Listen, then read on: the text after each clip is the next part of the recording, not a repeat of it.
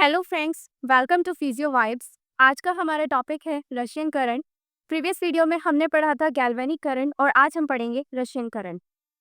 Russian current का concept सबसे पहले दिया था डॉक्टर याकोव कोर्ट्स ने 1970 में, जो कि एक रशियन फिजियोलॉजिस्ट थे।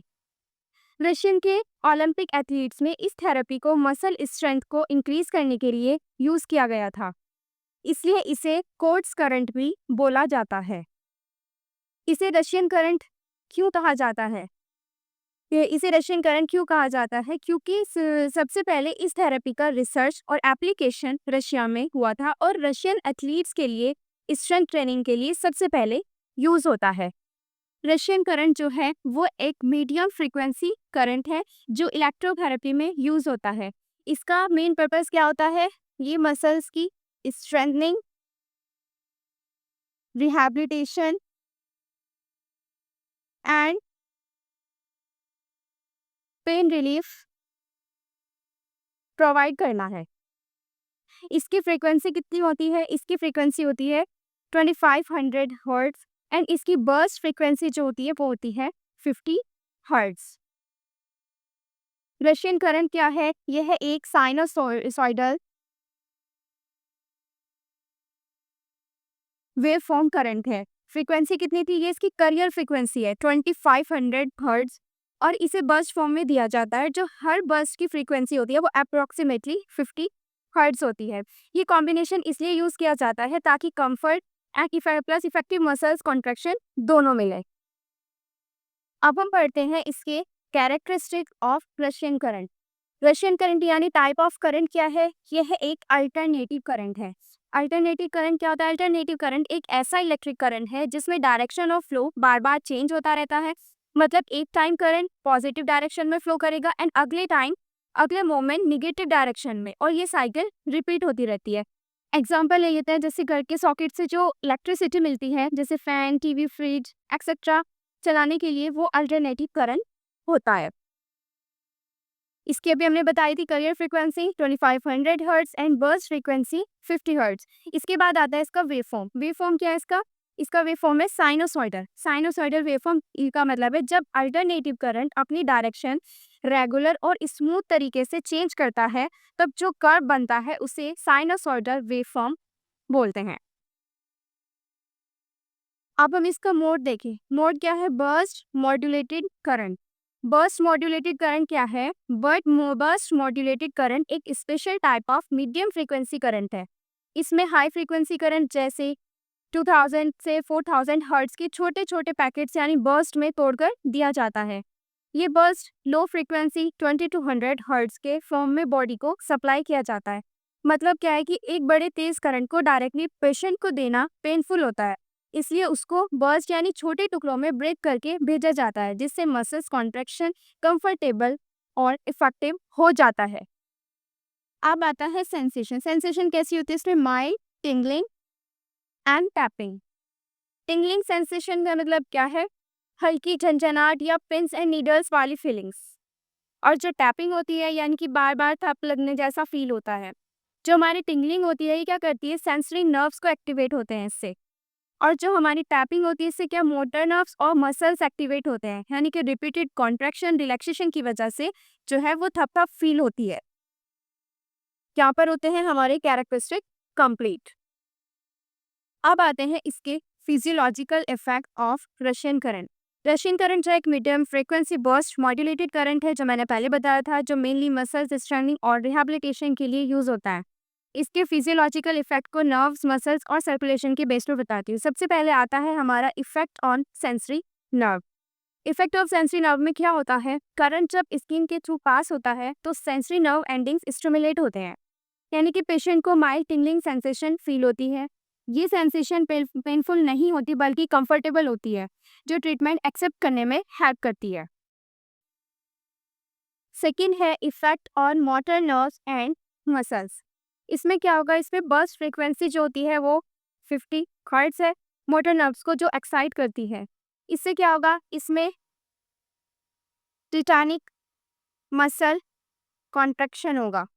टिटैनिक मसल कॉन्ट्रैक्शन होता है जो कि कंटिन्यूअस एंड स्मूथ कॉन्ट्रैक्शन है, यानी कि रेगुलर कॉन्ट्रैक्शन रिलैक्सेशन से क्या होगा? इसमें जो मसल स्ट्रेंथ है वो इंक्रीज होती है, स्पेशली वीक या पैरालाइज्ड मसल्स में। एंड सेकंड मसल्स रीएजुकेशन होती है, ये पैरालाइज के बाद दोबारा जब मूवमेंट कंट्रोल सिखाना होता है। उसके बाद थर्ड आता है एट्रोफी प्रिवेंट होती है, कब जब बेड रेस्ट या प्लास्टर के बाद मसल साइज कम ना हो। थर्ड आता है इफेक्ट ऑन ब्लड सर्कुलेशन। इसमें क्या होगा, रिपीटेड कॉन्ट्रैक्शन रिलैक्सेशन से लोकल जो ब्लड फ्लो है वो इम्प्रूव होता है, इससे ऑक्सीजन सप्लाई बढ़ जाती है और waste products like lactic acid remove होते हैं और मसल्स जो फटीग कम होता है इससे। ओके, फिर आता है हमारा effect on metabolism. Effect on metabolism में क्या होगा कि जो एक्टिव मसल्स कॉन्ट्रैक्शन की वजह से सेलुलर मेटाबॉलिज्म जो है वो इंक्रीज होता है, कि जो प्रोटीन सिंथेसिस और न्यूट्रेंट यूटिलाइजेशन जो है वो इम्प्रूव होता है और मसल्स की जो रिकवरी है वो फास्ट होती है। ठीक है, इसके बाद आता है हमारे पास effect on pain control. Effect on pain control में क्या होगा, इसमें इम्प्रूव्ड सर्कुलेशन और वेस्ट रिमूवल से muscle soreness and pain reduce होता है। टिंगलिंग सेंसेशन से माइल्ड गेट कंट्रोल थ्योरी जो होती है वो पेन एक्टिवेट होती है, पेन सिग्नल्स जो है वो सप्रेस होते हैं।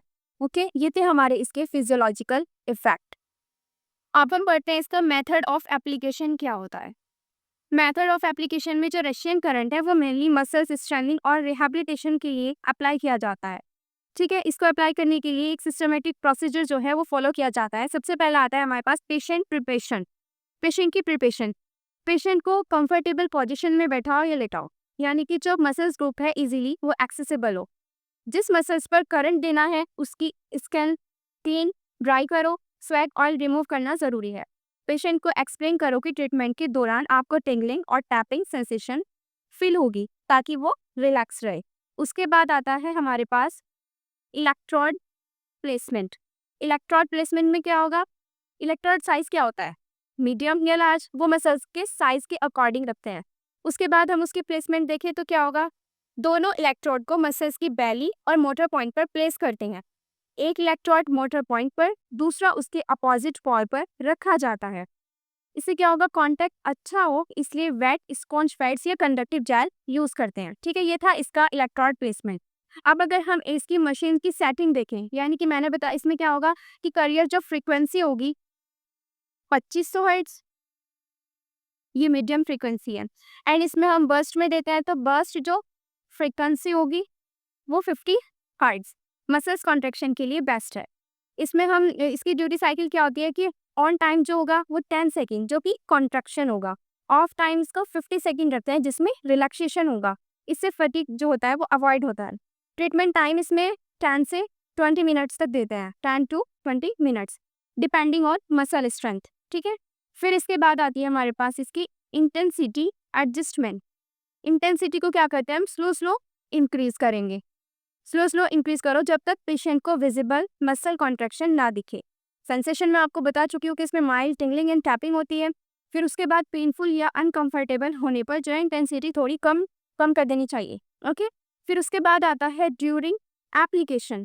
ड्यूरिंग एप्लीकेशन पेशेंट को अनकरेज करो कि जब कॉन्ट्रैक्शन हो तो वॉलंटरी कॉन्ट्रैक्शन भी करे। इससे क्या होगा, इससे स्ट्रेंथ ट्रेनिंग और इफेक्टिव हो जाता है। ओके, फिर उसके बाद आता है हमारे पास कंप्लीशन ऑफ ट्रीटमेंट। इसमें क्या है, इसमें करंट जो इंटेंसिटी को ग्रेजुअली जीरो करो, इलेक्ट्रोड हटाओ और स्किन चेक करो कि इस पर रेडनेस या इरिटेशन तो नहीं है। पेशेंट को कुछ स्ट्रेचिंग रिलैक्सेशन एक्सरसाइज कराओ। ठीक है, ये थे हमारे इसके method of application.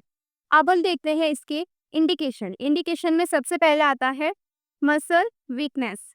Muscle weakness में क्या है, जब मसल्स वीक हो जाते हैं इंजरी या फिर इमोबिलाइजेशन या प्लास्टर या बेड रेस्ट की वजह से, तब रशियन करंट से स्ट्रॉन्ग टिटैनिक कॉन्ट्रैक्शन मिलता है जो मसल्स की पावर और टोन को रिस्टोर करता है। सेकेंड आता है हमारे पास मसल एट्रोफी। मसल एट्रोफी में क्या है, अगर पेशेंट के हाथ पैर लॉन्ग टाइम तक यूज नहीं होता, जैसे फ्रैक्चर के बाद या प्लास्टर लगा हो, तो मसल साइज धीरे धीरे छोटा यानी एट्रोफी हो जाता है।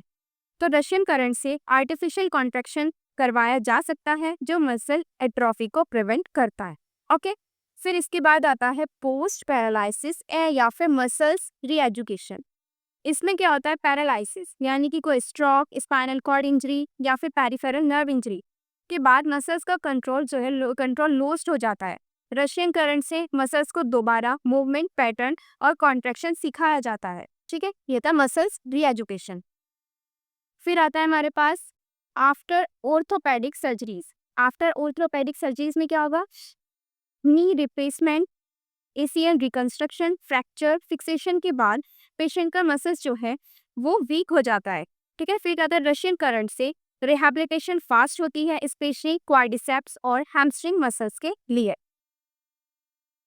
एंड लास्ट है हमारा for athletes.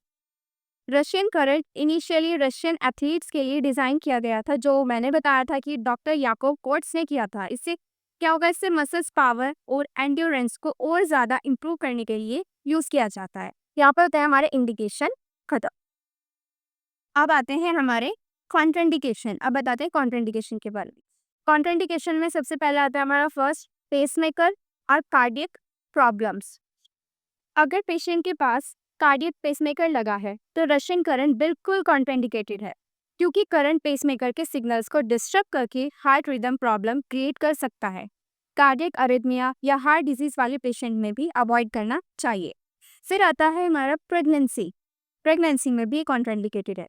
Pregnancy women specially abdomen और पैल्विक एरिया में रशियन करंट नहीं देना चाहिए, क्योंकि करंट से यूट्रस कॉन्ट्रैक्ट हो सकता है, मिसकैरेज या प्रीटर्म लेबर का रिस्क हो जाता है। उसके बाद आता है एपिलेप्सी या सीजर डिसऑर्डर। एपिलेप्टिक पेशेंट में इलेक्ट्रिकल स्टिमुलेशन सीजर ट्रिगर कर सकती है, इसलिए ये थेरेपी कॉन्ट्राइंडिकेटेड है। फिर आता है हमारे पास मैलिग्नेंसी। मैलिग्नेंसी यानी कैंसर। मैलिग्नेंसी में क्या है? अगर पेशेंट की बॉडी में ट्यूमर कैंसर प्रेजेंट है तो रशियन करंट यूज नहीं करना चाहिए, क्योंकि इंक्रीज ब्लड सर्कुलेशन से कैंसर सेल ग्रोथ हो सकती है, स्प्रेड होने का रिस्क होता है। ठीक, फिर आती है skin problems, infection, open wound. जिस एरिया में स्किन इन्फेक्शन, वुंड, एक्जिमा या डर्मेटाइटिस हो उस पर इलेक्ट्रोड नहीं लगाना चाहिए, क्योंकि इससे इरिटेशन, बर्निंग और इन्फेक्शन स्प्रेड हो सकता है। एंड फिर आता है डीप वेन थ्रोम्बोसिस। अगर पेशेंट के लिब में डीप वेन थ्रोम्बोसिस यानी ब्लड क्लॉट है तो करंट देना डेंजरस है, क्योंकि मसल कॉन्ट्रैक्शन से क्लॉट डिस्लोज हो सकता है, यानी कि एम्बोलिज्म का रिस्क बढ़ जाता है। लास्ट आता है हमारे पास इम्पेयर्ड सेंसेशन या अनकॉर्पोरेटिव पेशेंट। अगर पेशेंट को सेंसेशन लॉस है, यानी कि नमनेस या कोई न्यूरोपैथी, तो वो करंट की इंटेंसिटी फील नहीं करेगा, यानी बर्न या इंजरी का रिस्क रहता है। मेंटली अनकॉर्पोरेटिव पेशेंट में भी सेफ नहीं है। यहाँ पर होता है हमारा रशियन करंट कंप्लीट। अगर आपको इस टॉपिक के प्रॉपर नोट्स चाहिए तो हमारे टेलीग्राम चैनल पर मिलेंगे, जिसका लिंक डिस्क्रिप्शन बॉक्स में दिया हुआ है। और ऐसी और वीडियोस के लिए हमारे चैनल को सब्सक्राइब करें और वीडियो को लाइक करें एंड शेयर करें। Thank you.